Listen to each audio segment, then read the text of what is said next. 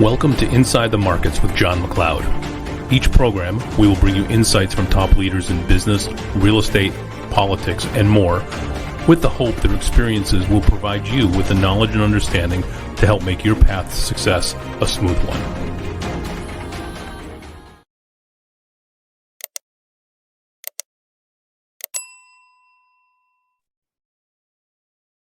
All right, we are back again. Welcome to another edition of Inside the Markets. We are here today with Dan Ihara. Dan is with Keller Williams in Honolulu, Hawaii, and he is the director of Keller Williams Real Estate Planner. Now, when I first heard that name, I wasn't quite certain what the topic was. And I will tell you, in all honesty, when I heard exactly what this community does, I jumped all over it. Some of you know, I'm a former financial planner, and this is something that absolutely got me excited. So Dan, tell us a little bit about what the real estate planner community does. So the real estate planner community is really about educating your KW real estate agents how to secure listings with the wealthy, right? And what you'll find is that the older adult, the mature model, parent or a single person out there over the age of 65, they're going to have one of two problems. One is their home's not going to work for them anymore, and they're going to want to move. They're going to want to sell and move. Well, what are the challenges that person is going to encounter, right? Where do I go? How much does it cost? What does life look like? Who can help me? How do I do it? What do I do with my stuff? Who can help me with my home, fixing it up? If you can provide those solutions, you're going to get a listing. And you're going to stand out in the crowd so that other people are going to refer you, meaning financial planners, just like you were, John, right? Once these trusted advisors understand the solution that you have to the problem that they're going to face, they're going to send you referrals. And you're just going to build a business around it, as we did. Love that. So Dan, how did you get interested in this aspect or this vertical inside the real estate business? Well, you know, when I first started, my brother, he did reverse mortgages, and he said, Dan, you ought to do seminars because there's this whole population of older adults that they don't know what to do. They're going to have to move out of their home. So we did. We started doing seminars 17 years ago, John, that we called How to Sell a Home Today's Market. And then people came and we got our very first listing. It was $1.4 million in the first try, right? I said, hey, this is not a bad thing. But then we thought, oh, it's not going to last long. Well, 17 years later, we're still doing it. Now we merged it from how to sell a home in today's market to senior living options, because people are looking for senior living options, right? And then we changed it, all the way down to now, we're calling it planning for the future and beyond, right? How do people plan? And that's a new phenomenon for the baby boomer and their parents is planning, right? They have a financial planner, they have a trust attorney, and they have a CPA, and they have a lot of real estate. But who's planning their real estate? Nobody. I was going to say that's a great question, Dan. Who is planning their real estate? They don't. It's a passive, unplanned asset that they have that they don't really know what to do or how to do it. And each of those other three trusted advisors only stay in their lane, right? So they don't talk about a cost basis and capital gains tax and 1031 exchanges. They don't talk about how do you create a legacy today while you're alive versus let your kids fight after you're dead, because there's no clear instructions in the trust document. Love this. So, Dan, let's go back. It sounds like 17 years. How did you actually choose real estate as a career? Well, it was, I was selling waterproof cameras before. We used to make them around the world, and my market was the belt of the planet. So I sold everywhere the warm water was, right? I'm a water guy, and we were divers, and we dive 150 feet. We take pictures, and we made these cameras in China, and we sold them all over the world. Well, my business partner, he had an issue that I wasn't willing to stand by. It was an integrity issue. Anyways, I decided to leave that business, and I wanted to do something else. I met a guy that was in my small group, and he said, hey, he thought about real estate. And, I was thinking of doing pharmaceuticals, but I thought, I'm not into selling drugs, even though it's legal. Maybe I should sell real estate, right? So I got into real estate, and because in college, I took a real estate class, and I did well in it. I really liked it. I go, I think I can do this. I've always been in sales and marketing and development. And then it just started. I started getting into real estate. what I found was when I was talking to my brother early on is there's a huge population of people that, remember, this is 2005. Okay. We know what happened when 7, 8, and 9 showed up, right? Everybody's business tanked. Well, our business grew because we were only focused on people that needed to move, not wanted to move. And take it all the way to now, last year, 2022, the market in my market, we dropped 44% of the transactions. My business grew 22%. So, you know, this we hear this all the time, almost ad nauseum inside our company, right? Go find the motivated. Yep. You got into this business and you had no choice. Mm-hmm. You know, 1 or 2 years, man, this is really awesome. And all of a sudden, wait a second, I got to go find people that actually have to sell. Wouldn't it be cool if you could attract them? Right? Yeah. Wouldn't it be cool if you had so much information, so much education, you could deliver it in a manner such that people wanted it? That's what we did. So we 6 months into becoming a realtor, John, you won't believe this. My brother said, you ought to go do what I do. And he did seminars, and the way he marketed it was in the newspaper. Back then there were 2 newspapers, now there's only 1. And it was a commitment of $24,000 a year. I'm a new real estate agent. I had some reserves. I signed up. It's $2,000 a month. We wrote an article every month. Every week we had a small ad in there for $2,000. And with that ad, I asked questions. Is your home too large now that the kids are long? Are you tired of cooking and cleaning? Are you looking for other options? If you are, you may want to come and see this. And people showed up, right? People showed up. Interesting. You asked questions.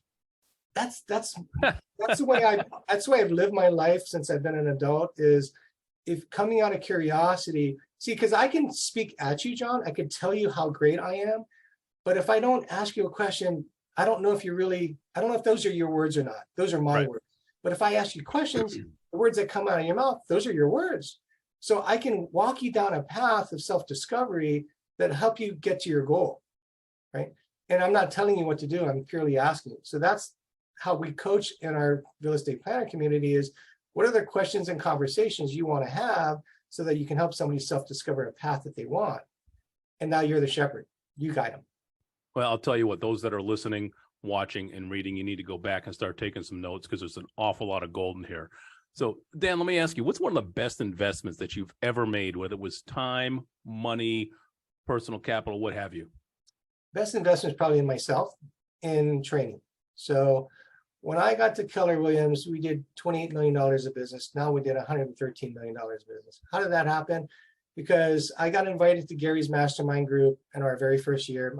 My first experience, I don't know if you know this, I signed on to Keller Williams. Two weeks later, after I signed on, we show up at Austin, Texas. Gary interviewed me on stage, and I didn't know how big this company was in front of 10,000. It blew me away, right? How long ago was this? 10 years ago. Okay. 10 years ago, right? So from that, he invites us out to Austin and to the private mastermind groups. I have gone to every one of them. So I live in a little island in Hawaii, the most remote place on the planet, and I've gone around the planet 18 times just since being with Keller Williams, because I invested in learning. I invested in myself, and I need to be around people that know more than I do, that have lived a life before me. You know, Gary says success leaves clues. Mm-hmm. Right? And so I really believe that. And so I spend my time with as many smart people as I can, because, you know, when I wake up every day, I'm asking myself, what is it that I need to know that I don't know? And who can help me? Who can help me? And I'm always seeking that. You know, that question came up yesterday when I was listening to Think Like a CEO podcast. Oh. Jay Papazan actually asked that question. What do I not know that I need to know? That is one of the best questions you can ever ask yourself. Most people are going to sit there and scratch their heads. Well, I don't know what I don't know. What do you mean? And you start thinking about it, and all of a sudden, little lights start coming on. And what if you wake up every day with that mindset? What if that's amazing? It's a mindset. Every day you wake up and say, "What do I need to know today?" And who's going to help me with that? Where do I find it? So speaking about knowing things, all right, we know you surf because I'm looking behind you. And we know you love to improve yourself. Well, what's one quirk or odd thing that many people don't know about you? I don't know if there's anything you don't know about me. I'm pretty transparent. I think, I live a life that's very simple, you know. I got only two goals in life, okay? To watch every sunrise and sunset till I die, and to surf every day until I can't. That's the only thing. That's how I live my life. Watch The every work sunrise and sunset. till I die, Yep. And then surf every day that you can. till I can't. Yep. Physically, because I'm this year I'm going to turn 60. And so I don't know how many good summers I got, right? Yep. And honestly, that's a conversation we have with older adults when they think, oh, don't worry, I'll figure it out later. Or oh, I want to do this later, or, later on I'm going to get there. And when I asked them, just curious, how's your health? Well, I got these issues and things. And you say, well, and I got a guy talking about, oh, when I get bad, I'm going to have a wheelchair. When I get bad, I have a self-driving car. I said, why are we planning for bad? Why don't we plan for good? Yeah. It's today, and it doesn't get better than this. What if we plan for today? What if we plan for good? So what do you want good to look like? And that's the way I live my life. And I encourage everyone to live a life worth living, right? That's awesome. Simple. So this may parlay into that, but what habit do you have that most positively affects your life and your mindset? The same things. I got to tell you, the colors of the sunrise and the sunset are the only two times of the day you'll see it, in the morning and the evening. That's the only two times. And it's an amazing color that you normally don't see. Now, we're fortunate. We're in Hawaii. It's clear a lot. And a lot of the country is cloudy for months on end. So I have the advantage there. And since then, I'm not going to take that for granted. And so many people do. The water is very soothing to me. I've been a water guy. So I'm either surfing, diving, snorkeling, paddling, just something on the water. It keeps me healthy. It clears my mind. And believe it or not, I get my best ideas on the water. Right? I have no doubt. Yeah, I get my best ideas. I come back and I build stuff just from disconnecting from the busyness of the world, because my life is extremely busy, and being alone. Yeah. Love it. Love it. Now, here's always an interesting question. So what bad advice do you most often hear in your industry? We'll figure it out later. Oh, that's a new one. We'll figure Tell it out. me more about that.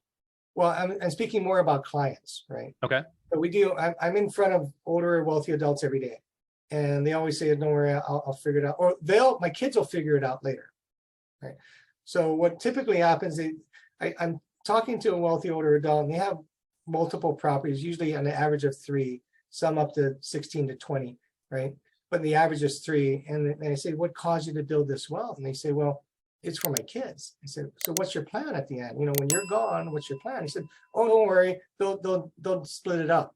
And I said, have you ever heard of a family who fought over real estate after mom and dad died? And they go, oh yeah, I do. Do you know why that happens? Because they plan to let them figure it out. You see, what's going to happen is you have all this wealth, right? And I asked them questions of, are all your kids alike? And they go, oh no. Or quickly, oh no. Do they think alike? Oh no. Do they act alike? Oh no. Are they in the same economic stage of life? No. So what you're doing by keeping their properties in the trust until you die is you're putting them in business together. They're going to have to decide what to do, when to do it, who's going to do it, how it's going to be done. And if they don't agree today on everything, which they never do, how are they going to agree later when real money is on the table and then the judge is gone? Well, you know what I mean? The parent is no longer around. The one that kept the peace in the family is gone. Now the kids are, and I'm talking 60, 70-year-old kids, okay, that they're fighting, and they remember when you stole my toy, and goes way back. There's fights. Yeah, that's really interesting, because inadvertently the lack of planning, or we'll just let it happen later, we'll just let it sort itself out later, is not setting up the next generation for success. It's quite the opposite. And some of them just don't understand how tax laws work. Some of them don't understand capital gains. Some of them don't know cost basis. I've had people say, oh, I want to sell my mom's property. I say, oh, great. When did you get it? Oh, she gave it to me 20 years ago when she died last month. we have a problem. Now you have a Yeah. carryover in cost basis. You go, what's that? So, well, you now absorbed your mom's cost basis of $25,000. And when you sell it, it's going to be $1 million. You're going to be responsible for all that gain. You go, well, how come? Because what you did. You know, Yeah. As opposed to the correct way to do that would be. keep it in your trust. Yep. The trust indicates who will own it upon your demise. And then you get to step up in Yep. cost basis with zero capital gains tax. So for instance, and I know this is slightly off topic, but it's a topic that you already know I love. I buy a property for $100,000, Yep. put it in trust. I pass away. That property is now worth $2 million. And these are real numbers, Yep. right? Is worth $2 million. My heirs now have a tax basis of $2 million on that, meaning if they sold it that day, they pay zero Yes. in tax. Yes. The And cost. had I sold it the day before, I would have paid capital gains on 1.9 million. Yes. That's Yes. a big number. It's a big number. It's a big number. Yeah. Close to 20 to 30%. And some states more. Some states more. Yeah. California and Hawaii, we're number one and number two. Right. Okay, we're not going to go down that. There's a rabbit hole that could be answered there. So Dan, what book or books do you most often recommend and why? Well, because I've been so colorized, I always follow the MREA, as you see on my shelf here. MREA and the one thing. And bold about 17 times. Yeah, only 13. Yeah. Because I'm a student, right? I want to learn. The reason why I take bold so often, just so you know, is every time I take it, I feel like it's new, because I'm in a different space, right? Every year I've taken that, I say, is that new? I said, no, that's always been there. I said, wow, because Yep. I'm seeing it differently, right? The other book is Blue Ocean Strategies.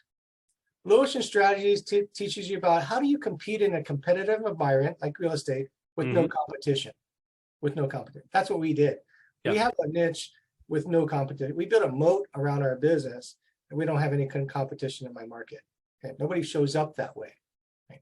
And that's what we're teaching in the real estate planner community, is how to do that. How do you build a unique niche where, like, nobody knows what real estate planner is. They think it's a book that we write in. No, this is a consultant that also sells real estate. And I'm so glad you brought up Blue Ocean Strategies.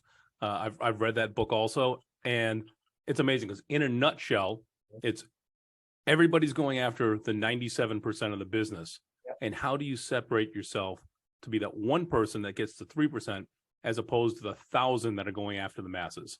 Yeah. That's it in a nutshell. It's a great book, great example. Well, you think about it. So what I did when I first started, everyone's cold calling, their FSBOs, expires, withdrawals, and that works. Don't get me wrong. There's a model around that that's highly successful. I didn't want to be in that model, right? What I said was, I'm going to go find out who can send me business, not me go chase it all the time. And so every client that I've met, I said, who's your trust attorney, who's your CPA, and who's your financial planner? I made a note of that, and I called them, and I took them to lunch. Say, hey, Another golden nugget right there. We have a mutual client. Tell me more about your business. What's your value proposition? Are you looking for business? Because we have clients sell their homes. They need to put the money somewhere, and a lot of them just don't have advisors. I'd like to be one. I said, absolutely. And I started doing that.